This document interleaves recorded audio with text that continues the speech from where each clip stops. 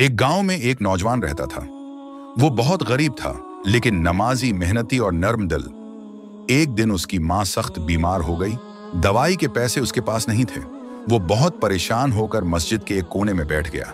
उसने आंखें बंद करके रो रो कर दुआ की, या अल्लाह, मेरे पास कुछ नहीं, लेकिन तो रहीम है, मेरी माँ को शफा दे दे।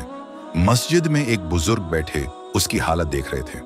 जब नौजवान मस्जिद से बाहर निकला तो वो बुजुर्ग उसके पीछे आए। उन्होंने कहा, बेटा, मैंने तुम्हारी दुआ सुनी है, ये कुछ रकम है, अपनी माँ का इलाज करवा लो। नौजवान हैरान रह गया। उसने कहा, मैंने तो किसी से मांगा भी नहीं। बुजुर्ग मुस्कुराकर बोले, बेटा, तुमने अल्लाह से मांगा था और अल्लाह ने मेरे दिल में डाल दिया कि तुम्हारी मदद करूं। नौजवान ने फौरन दवाई ली। कुछ दिनों में उसकी माँ ठीक हो गई। नौजवान रात को सजदे में गिरकर कहता रहा, या अल्लाह, तो सुनने वाला है और सबसे बढ़कर रहम करने वाला।